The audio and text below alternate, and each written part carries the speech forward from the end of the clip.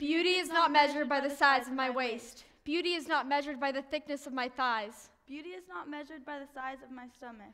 Beauty is not measured by my outward appearance. Ever since the day I was born, my parents told me I was beautiful. Looking in a mirror, I was told I was not. Its faint but long-lasting whispers trickle into my soul. Their remains piercing my velvet heart. You are not beautiful, you never were, and you never will be, it tells me. I hear it taunting me, trying to break the barriers that protect me. I listen to it, holding its words close to my heart. I finally accept, realizing the truth. I am not beautiful, I never was, and I never will be, I tell myself.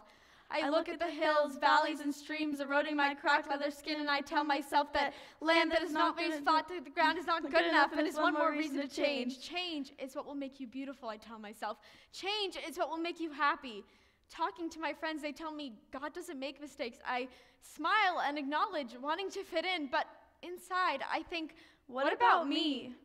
The first time I was told I looked anorexic was in the 6th grade. They told me, put some meat on your bones. You're too skinny. That's not natural. After that, I looked in the mirror, and for the first time, I questioned my beauty. 11-year-old me considered what other people thought and cared.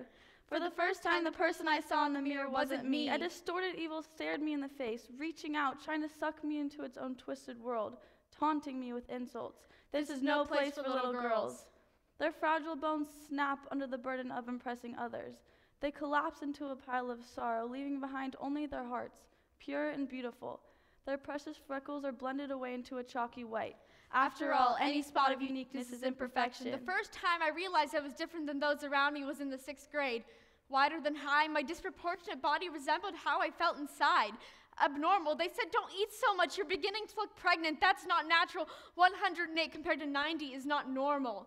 Beauty does not correspond with an hourglass figure and the number 0. I looked in the mirror, and the person who stared back in my reflection seemed almost alien, cruel, taunting, and disfigured. This is no place for little girls. As my water level dropped, so did my weight, only making me feel worse, tear by tear, pound by pound. They guided me blindly to a barren wasteland. Foolishly, I followed. I was expecting to be shown everything I had ever wanted, yet as I opened my eyes, I realized I was only a slave to their game. When I wore a crop top to school, I did not need you to tell me I was too fat for my shirt, making me feel unworthy, weak, empty, disgusting, worthless. When I posted that picture on Instagram, I did not need you to tell me to cover myself because my body is disgusting, too big, too small, unqualified for your definition of beautiful. Whether a woman decides to cover herself or not, it is her choice, not yours. Remember, no one asked for your opinion. There's this picture, this idea, this guideline that all girls have to look the same, act the same, be the same. Little girls are being brainwashed. We aren't telling them just how unrealistic Barbie dolls are. We let them dream of tall, skinny, and blonde. We don't tell them just how perfect they are, how unique they are, that they are each a definition of the word beautiful. Perfection is a virus. On the other side of a glass wall that stands strong between us, we go mad for what is just out of our reach and throw ourselves at the glass until it is shattered.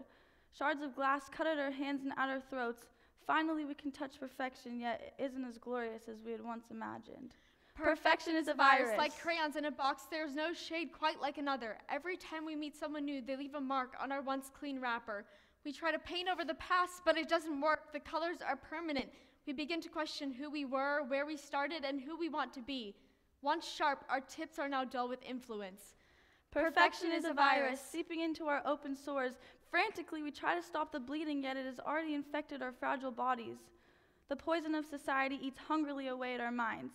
Soon, the only thoughts left are those of hate and anger directed towards ourselves. Unfortunately, we have a strange habit of letting these thoughts consume us. This is no place for little girls. We are blinded by our insecurities and hid away by our fears when really there's nothing to be insecure about. When looking in the mirror, every teenager sees the same thing, their flaws. When looking at others, every teenager sees the same thing, beauty. If you can, try never to give yourself away. Don't submit to something that will drag you down and drown you. If you can, try to never let others decide for you. Mind over matter, your body, your choice. If you can, try never to let other people label you. Don't let their opinions affect you. If you can, try to always be yourself. Try to remain the neon color that you are in society's sea of gray. Never forget that you are special. You are unique, you are loved, and you make the world a better place. If you can, try never to stop shining, and remember, you are irreplaceable.